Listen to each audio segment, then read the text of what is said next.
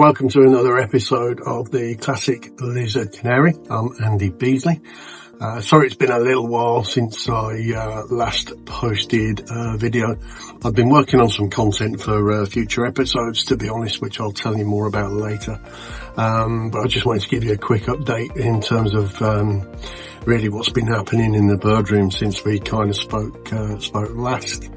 So just to give you an indication, I actually set 5 nests on the lizard canaries, I think around about the 13th of March. 27th of March, had a number of youngsters hatch, certainly across 3 of the pairs. One of the pairs actually had 5 youngsters. I contemplated moving them, but I'd kind of set myself a goal this year that I was going to let the birds do as much as they could naturally. And as I tend to breed pairs and not trios, I decided to trust the males, leave them together with the hens. And as a result, the pair that have got the 5 youngsters, and you'll see a bit of footage coming up shortly, have both been feeding the youngsters really, really well. As of today, which is what we're coming up to now, around about 12th of April, they've just jumped the nests. So I'd lowered the pans a couple of days ago on all 3 pairs that have been successful so far. I'm really pleased with what we're looking at. As you probably gathered, I've started early this year. Normally I'm a month later than this, but my objective really was I kind of ideally wanted some youngsters ready for the national in Stafford, preferably then that they would be finished. And the aim is it looks like I'm going to have a decent amount to kind of pick from that perspective. And in addition to that, like I said, I'll take a second round, which will probably be a first round for the 2 pairs that have been unsuccessful really. And let's see where we end up.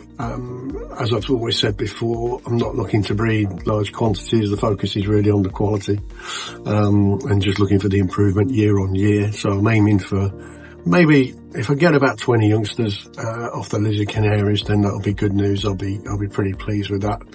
But so far so good. And I kind of wanted to highlight that the great thing about this hobby is you kind of, nature's out there in the wilderness when you're out and about, but you kind of got nature kind of, here in captivity as well. So when you see a male and a female that have bonded, that you've got 5 fertilized eggs, they hatch, and then you see both parents literally ramming food into the youngsters, and you see all 5 all equal in size and stature, all been equally well fed. That, I think, to be honest, has probably given me the greatest pleasure so far this season than anything else could have done, to be quite frank.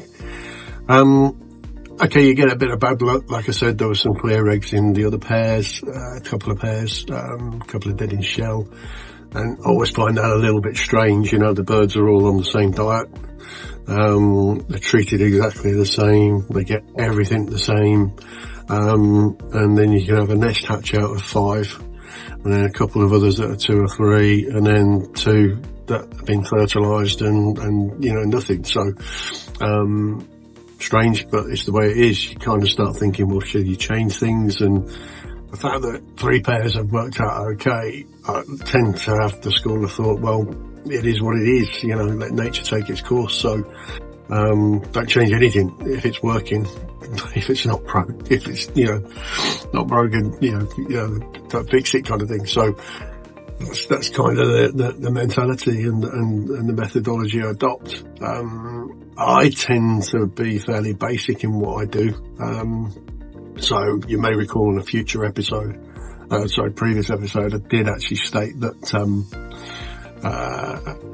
during the winter, as soon as the show season's finished, the cocks get separated off into triple breeders. The females get the full length of 3 double breeders effectively, so they can get exercise. I do move them onto a plain canary diet. Again, traditionally I've always done it to get the weight off, but I do supplement that with other seeds, you know, in the hoppers, so they get a bit of other good things as well. And then as I get into the closer to the breeding season, I move them into their bonded pairs with a solid slide to start with. Then I introduce a wire slide as well. And then when I see that point where the hens are carrying, that's when I introduce the nest pans, introduce nest material. And the thing I had this year, because like I said, I brought them on early with the lighting, which I've never done before. And I don't know whether it's a sign of how fit they are, but the quality of the nests were incredible.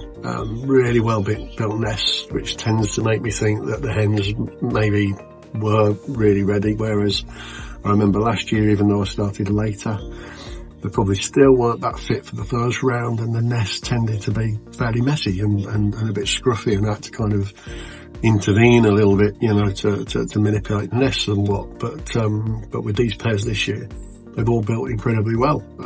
Is that a sign of it? I don't know, but it seems to have worked because the fertility's been good. And again, they're raring to go again, which is fantastic, you know. Other news in here, the pair of Norwich I have, she's now sitting on 5 eggs, and I'm gonna let them try and rear those youngsters if the eggs are fertile themselves. That's the plan.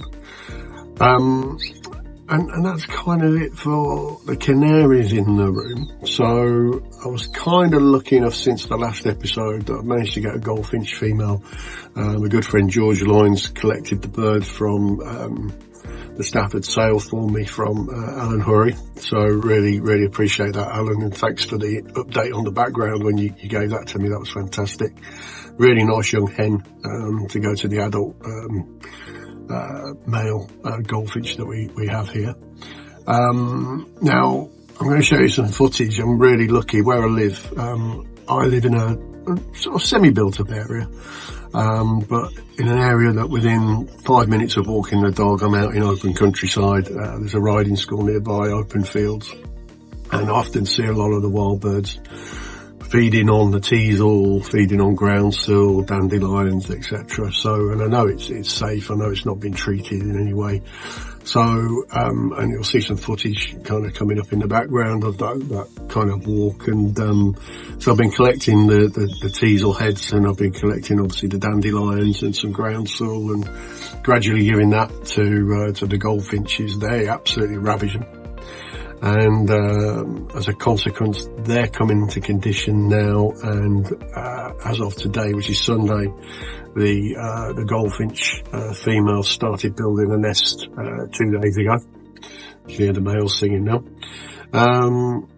So things are kind of clicking. I know that doesn't mean it's necessarily all going to be good, but I have to say so far, so good. I'm not really unhappy with the results. I'm really pleased. It's been an absolute pleasure being in here. Clearly these males want to join in with the commentary, so they're doing their bit, but it gives you an idea of how the fitness level is in here. Anyone eagle-eyed would have noticed that whilst the top row of cages are wire cages, the bottom cages, as you can see, are plastic. Yes, so David Rands popped down a couple of weekends ago, delivered my new plastic cages with the cage fronts that I highlighted on a previous video. I have to say I'm really pleased with them. One of the things you can see, if I kind of step back here, you know, you've got the plastic slides. You know, really happy with those. Got the dividers. The cage fronts are the ones that I ordered from Animalis in Belgium. I can use, as you can see, my gravity feeders, the normal hoppers. The drinkers fit nicely.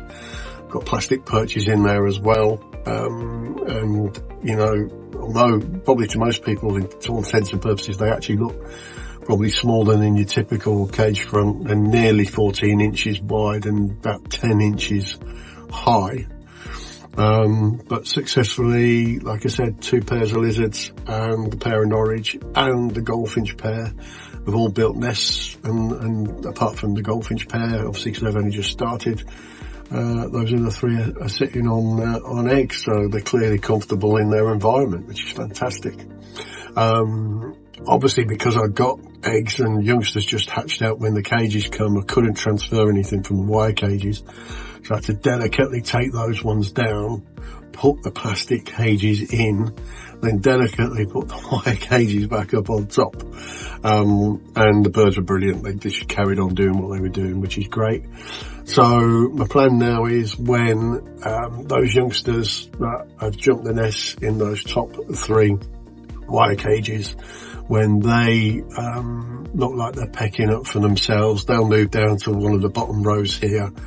The wire cages will be stripped out. The 2 more blocks of plastic cages will be installed up above this block of effectively 4x6, and then that way there'll be basically 6 blocks of 6 of these cages in here, and those 3 pairs that currently have the youngsters will be paired up again in the new cages.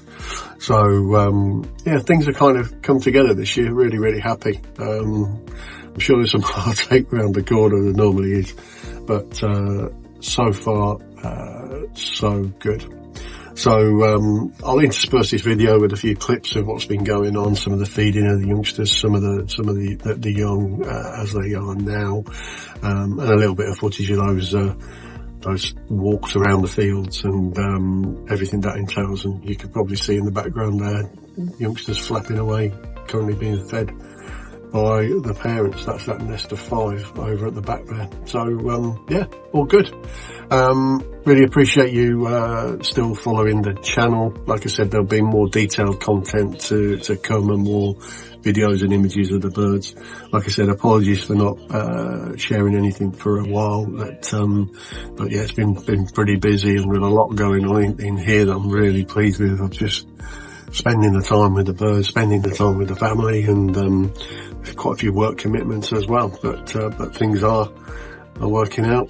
Not unhappy with it, really pleased. Like again, as I always say, if you like what you've seen, please subscribe to the channel, please click the like button, and feel free to comment on anything you found interesting or anything you think I should maybe consider for the future. In the meantime, take care, and I look forward to speaking to you again on a future episode. Thank you. Before finishing this episode, I just wanted to highlight again the need and the requirement to complete the APHA documentation for captive birds, whether you keep less than 50 birds or whether you keep more than 50 birds.